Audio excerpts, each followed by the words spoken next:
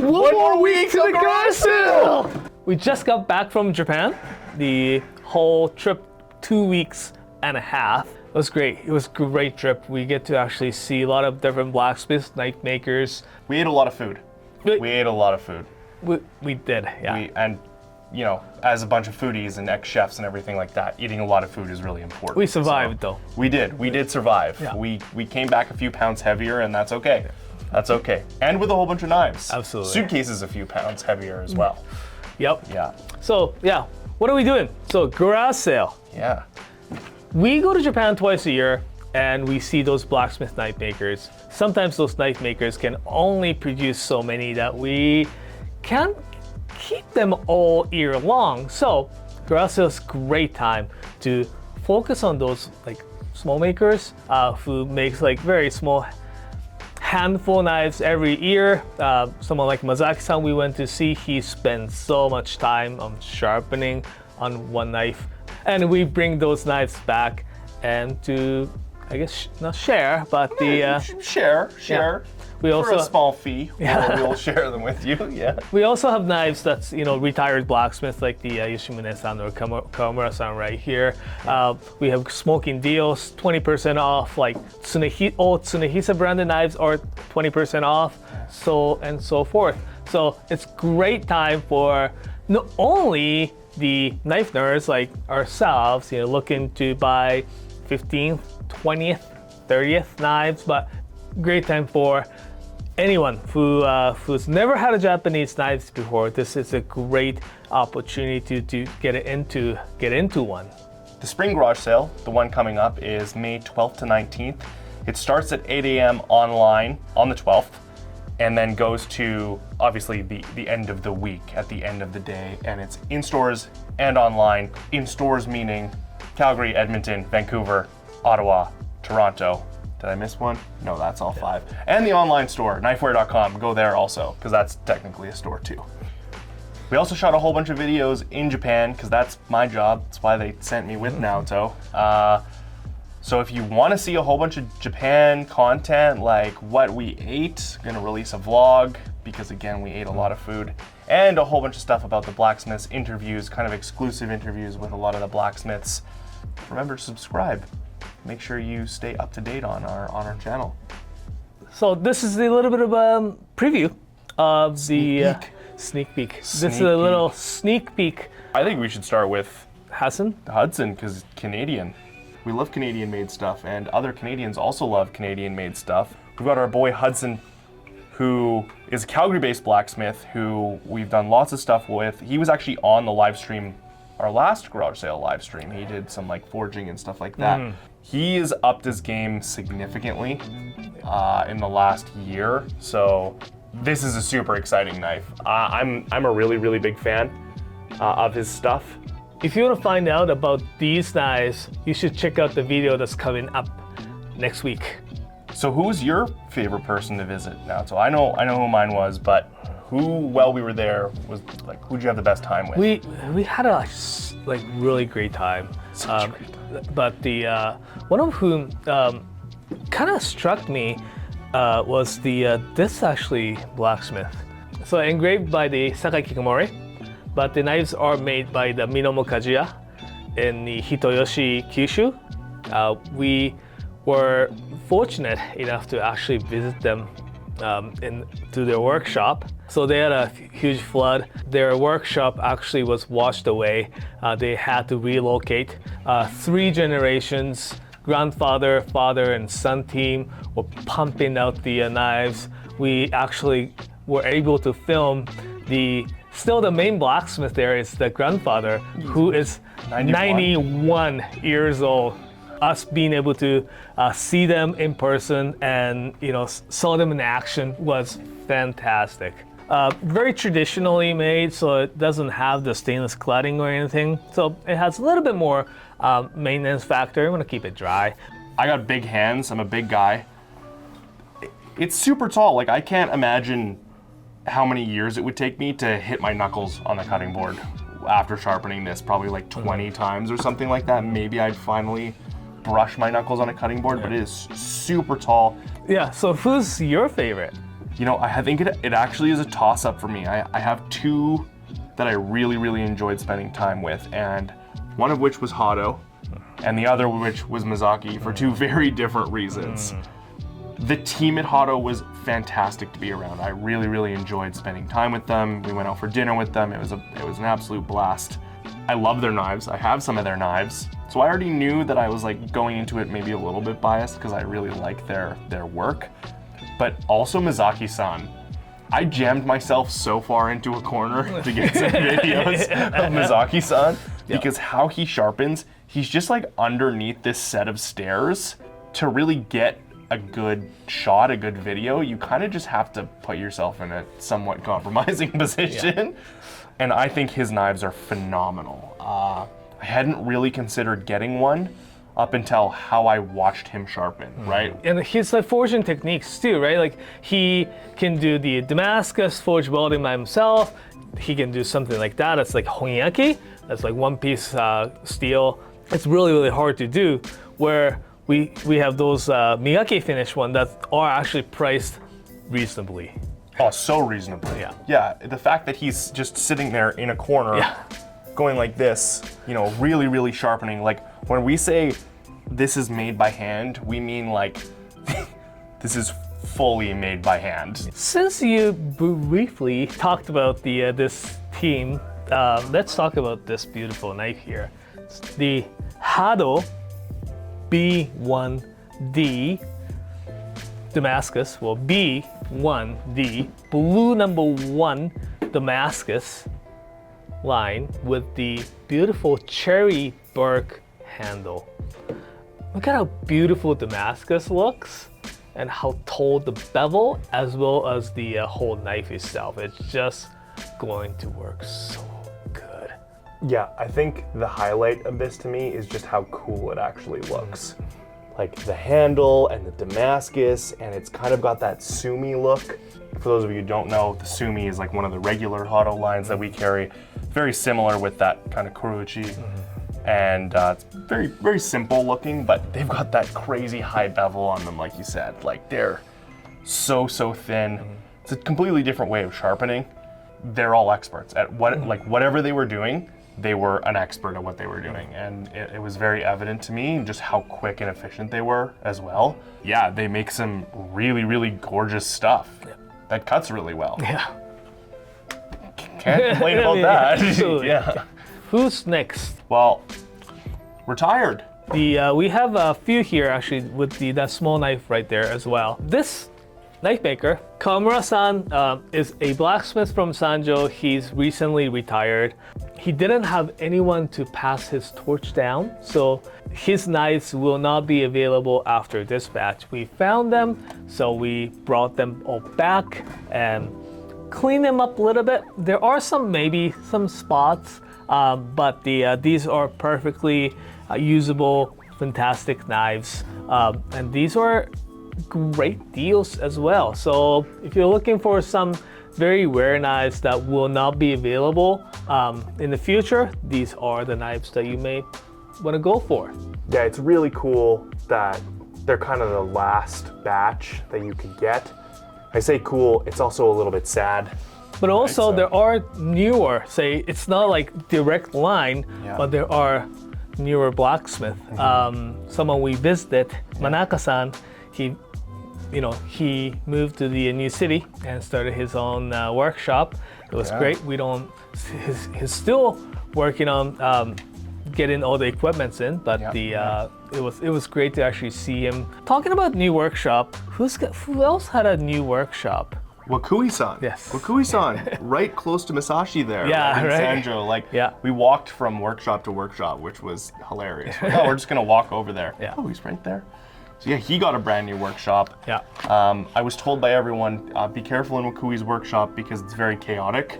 And then he got a new workshop and it's like spotless. Right. So that was a funny little moment. Yeah, he moved from the very old workshop that he was producing knives as well as those crowbars, the Wakui crowbar company. Originally they were producing a lot of crowbars, but because of the decrease in demand on handmade crowbars, he needed to do something to keep his business afloat. So he started making kitchen knives.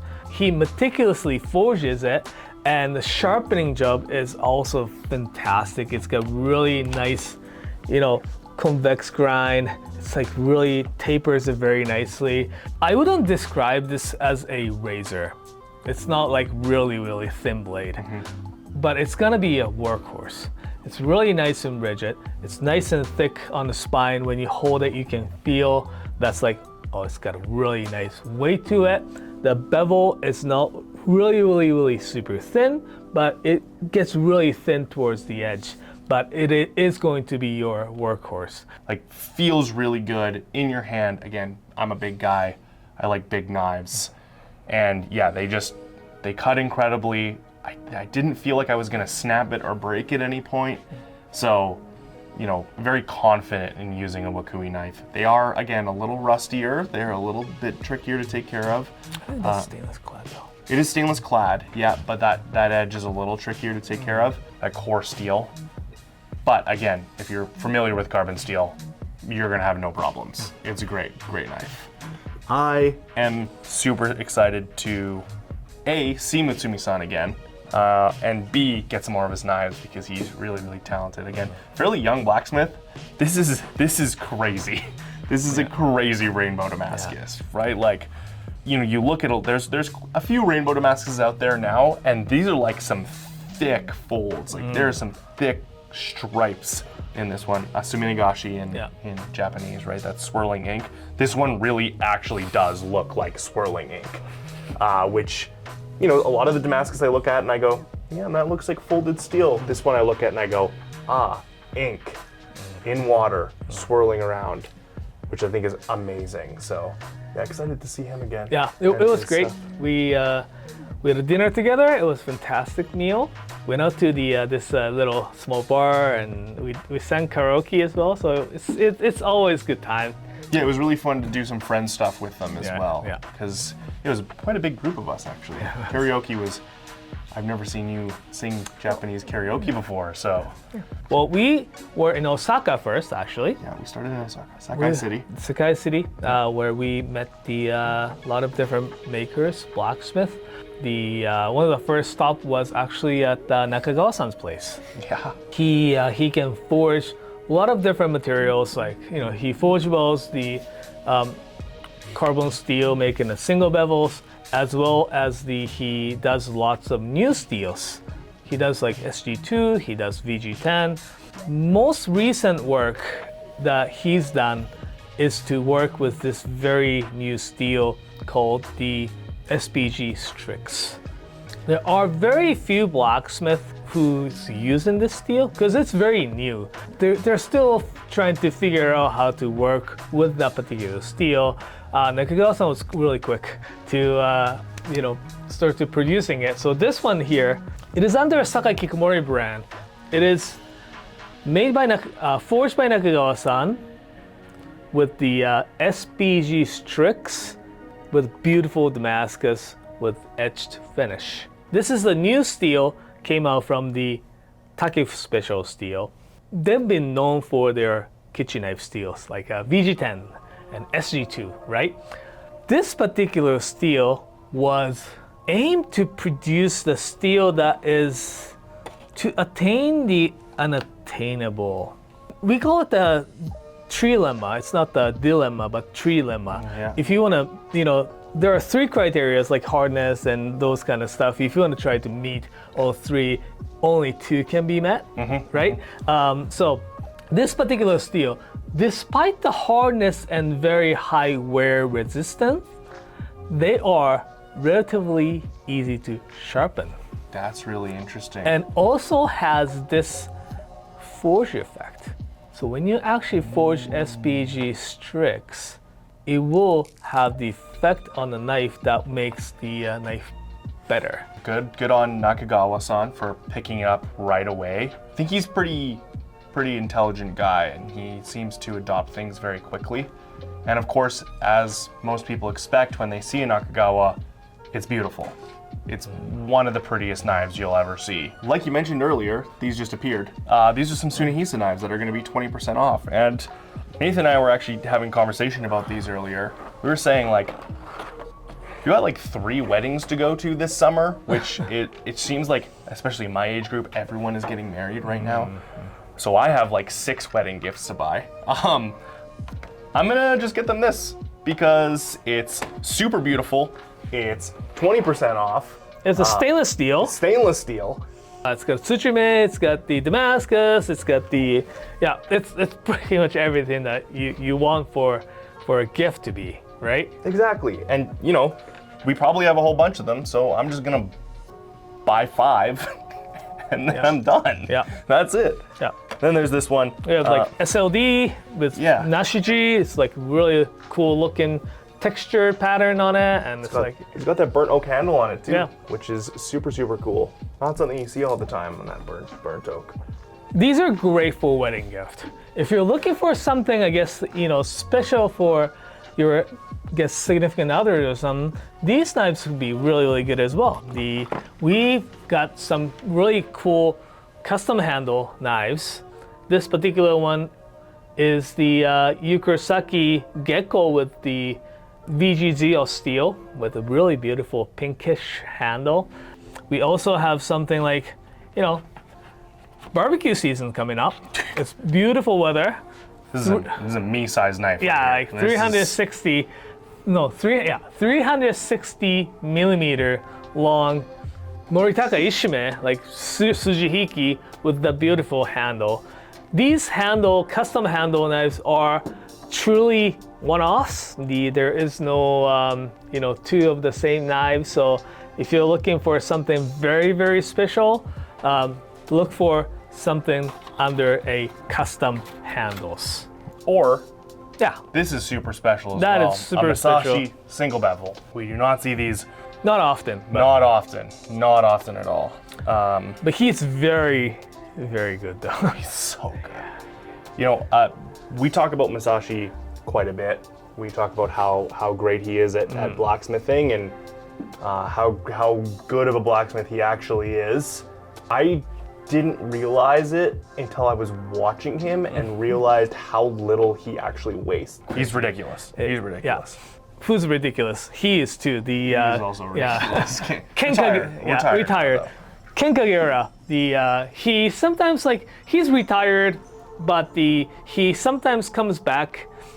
He's great blacksmith. He has a lot of he's 20-some generation blacksmith in Tosa, and he is retired, but he sometimes comes out from the, I don't know, I don't want to call but I don't want to say it, but it seems like he comes out from the forest time to time. You know, if you're looking for some super unique one-off knives entirely handmade by blacksmith, look no farther but look for Ken Kagura knives. These are fantastic. Yeah, he's the mythical forest warlock blacksmith that just shows up from time to time, hands you a knife, and then disappears back into the forest, right? Yeah. What about Nigara? Now, Nigara, they've been trying something. Yeah, they've been actually trying something cool, right? He has pocket knives like these. So we have 3 different scale on that particular folder. We have one that's micarta, one's G10, and those so on and so forth. Sharpening job is great. It's done such a great job. It's smooth too, right? When you open it. Yeah, it feels smooth. It feels heavy. Mm-hmm. Now I love my pocket knives. I'm a big Kershaw guy, and just because of the way that they open, this feels like how a Kershaw opens. It's very similar kind of action, which is great. And they also, of course, have their kitchen knives. Yeah, they're getting into more of the, again, new steels. This particular one is made of the VG Zeos. It's the VG Zeos, another new steel out of the Takefu Special Steel. They've been around for probably a couple of years now. The Kurosaki-san uses it. It's great steel. It's got a really nice high corrosion resistance. It will not rust. I mean, VG10 wasn't, but they actually had a rigorous testing on put it in the salt water and stuff, and this has a lot more higher corrosion resistance than the VG10 did. So I think if you're a new cook that wants something kind of flashy, this is a sick knife. I love the pattern. Like, So it's pretty. so pretty, right? Like that really tight Damascus, it's like so tight together. Yeah. And it's also, again, I've said this before already, this video, but it's really tall. It's a really tall That Nakiri. Nakiri is really looking great. Yeah. They also have the knives made out of the Strix as well. So Yeah. Yep. Super, super cool stuff. We just recently brought in these. That's a frying pan lid. They can stand. They have actually all the circumferences that actually fits the from smaller pans to the big pans, up to probably 30 centimeters. It's a one size fits all lid. One size fits all lid. See, smart thinking. See-through glass. Talking about lid, the functionality, we have this frying pans from the this maker. It's called Fujita Kinzoku, Fujita Metal in Osaka.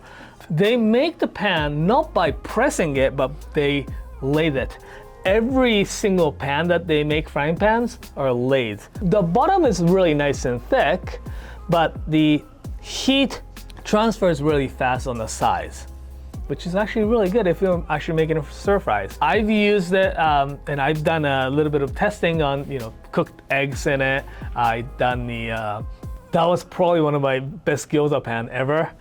Cooking eggs in it was great. Garage sales coming up May 12th to 19th, 8 a.m. Mountain Time on the website, 10 a.m. in stores, and then it goes until the end of the 19th.